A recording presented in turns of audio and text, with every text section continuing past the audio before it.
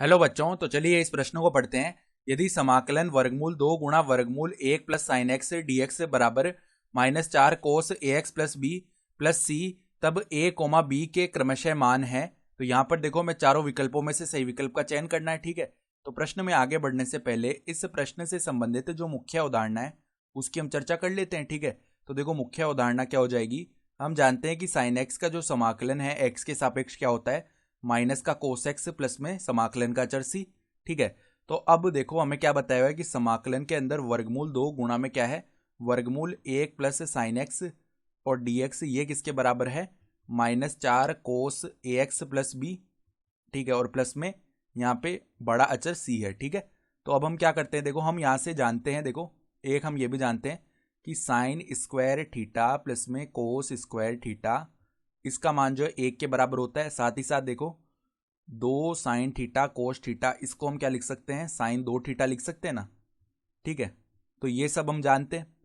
तो अब देखना ध्यान से, समाकलन के अंदर वर्गमूल 2, वर्गमूल के अंदर ये जो 1 लिखा हुआ है इसको हम क्या लिख सकते हैं, साइन स्क्वायर एक्स बटा 2 प्लस में कोस स्क्वायर एक्स बटा 2। ये तो हमने 1 को लिखा है अभी। ठीक है, 1 को इस प्रकार लिख दिया, प्लस में देखो साइन एक्स जो है ना उसको हम क्या लिख सकते हैं, 2 साइन एक्स बटा 2 और गुणा में कोस एक्स बटा 2, इस प्रकार से लिखा जा सकता है। ठीक है, और यहाँ पे डी एक्स है और ये मान किसके बराबर है, -4 कोस ए एक्स प्लस बी प्लस में समाकलन का चर सी। ठीक है, तो अब इस समाकल का मान ही ज्ञात कर लेते हैं एक बार। तो आई बराबर में जो समाकल है उसका मान ज्ञात कर लेते हैं। तो समाकलन के अंदर वर्गमूल 2 है।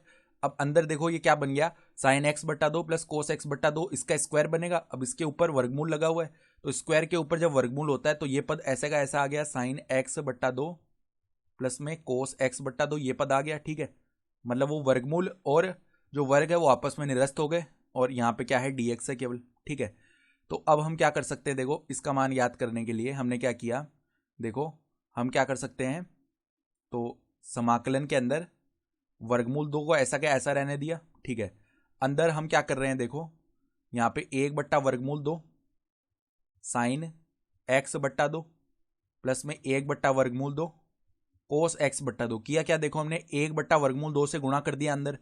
अब 1 बट्टा वर्गमूल 2 से सीधा ही गुणा नहीं कर सकते, हमें वर्गमूल 2 से ऊपर गुणा करना पड़ेगा। ठीक है, तो यहाँ ऊपर भी वर्गमूल 2 से गुणा कर लिया, तो वर्गमूल 2 गुणा वर्गमूल 2, ये तो 2 बन गया, इसको समाकलन के बाहर ले लिया।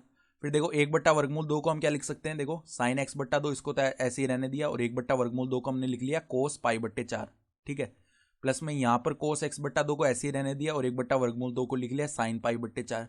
तो ऐसा हम क्यों कर रहे हैं, देखो यहाँ पर एक त्रिकोणमितीय सूत्र बन गया, साइन ए कोस बी प्लस में कोस ए साइन बी, जो कि क्या होता है, साइन ए प्लस बी होता है ना। तो 2 और समाकलन के अंदर क्या आ गया, साइन एक्स बट्टे 2 प्लस में पाई बट्टे 4, ये बन गया, और यहाँ पे डी एक्स है। तो अब तो अब इसका सीधा समाकलन कर लेते हैं। तो 2 और यहाँ पर माइनस कोस एक्स के रूप का समाकलन आएगा, तो कोस एक्स बट्टा 2 प्लस में पाई बट्टा 4।